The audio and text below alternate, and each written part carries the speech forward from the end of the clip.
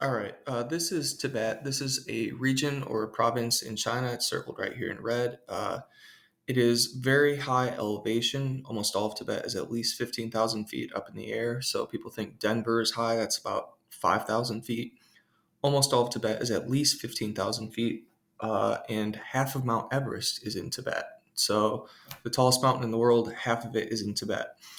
Tibet is, here's the name in Tibetan. I don't know what the official name is in Tibetan, but Tibetans just say Tibet.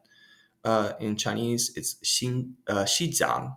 Um, but Tibet is a very crucial part of China in that Tibetans do not want to be part of China, and China very much thinks that Tibet should be part of China. About 4 million people live in Tibet. 90% of them are Tibetan. 8% are Han Chinese, which is the majority group in China. So all the leaders in China are Han Chinese. Um, Almost all Tibetans are Buddhists. um, Tibet was an independent country from 1917 until 1951. The Chinese army invaded that province or that territory in 1951, and they took over Tibet. This guy right here is the Dalai Lama. He's kind of like the Pope of Buddhism. Buddhism doesn't really have a pope, but he's a very important guy in Buddhism. This is where he used to live. It's the Potala Palace. It's been around for a very long time, and all the Dalai Lamas, well, most of the Dalai Lamas had lived there. Um, when the Chinese army invaded in 1951, he was going to be assassinated by the Chinese government. He was going to be killed. And so he left. I think he was 18 or 19 at the time, and he left to India, where he's lived ever since. He's never been back to China. China considers him a terrorist. If he were to go back to China, he'd be arrested right away. And it's a very big deal. I saw him speak when I was at Purdue, and the Chinese government very much did not like Purdue having him there, and they threatened to not allow any Chinese students to ever come to Purdue again for Purdue having him there. Of course, they still allowed Chinese people to go to Purdue, but it just shows you how upset they were, how they view him.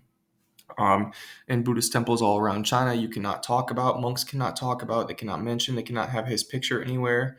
Like I said, he's considered a terrorist. Why is he considered a terrorist? Because in Tibet, because so many people are Buddhists, the Chinese government views that as a great threat to them. Because if people are Buddhist and they believe in somebody else as their leader, as their political leader, the president, and also their religious leader, they're more likely to listen to that person. Um, so it's sort of very complicated to get into a bunch of Buddhist stuff, but the Dalai Lama is reincarnated and keeps coming back. Um, the Dalai Lama can choose not to be reincarnated and come back because he's already enlightened. He's achieved nirvana, as you've learned about Buddhism. Um, the Dalai Lama has said that he may choose not to be reincarnated. He may just choose to go off and not come back to Earth. And the Chinese government is saying, no, of course he's going to come back. Like that's nonsense. But he's saying, I'm not going to do that because the Chinese government will just pick somebody and say, oh, this is the new Dalai Lama, and force Tibetans to believe that person, and it will sort of change or badly affect the Buddhist belief system. The second most holy person in Buddhism is called the Panchen Lama, and the Dalai Lama picked out a young boy many decades ago who he thought was the Panchen Lama. And the Chinese government said, nope, he's not the Panchen Lama. And they arrested him, and he's never been seen since. He was a young boy at the time. He's never been seen since. So Tibet is a very important, crucial part of the debate about what should be part of China and what shouldn't be. Tibetans do not consider themselves Chinese. They speak a different language. They have a different culture. They eat different food. They speak a different, I already said they speak a different language, but they're very different than Chinese people. They look different.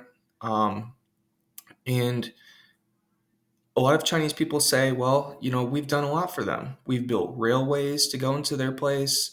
We've built a lot of business buildings and hotels.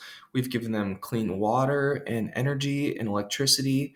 But the criticism from Tibetans and from other people is that the Chinese are trying to get rid of Tibetan culture. They're trying to restrict their religious freedoms, and they're punishing them for sort of keeping those cultural values. So this is a very, The Dalai Lama very sort recently. of controversial part of China. And it's something that Chinese people will not or really aren't allowed to talk about unless they support the government on this. So here's some links about Tibet. I invite you to check some of them out if you're interested. If you have any questions, let me know.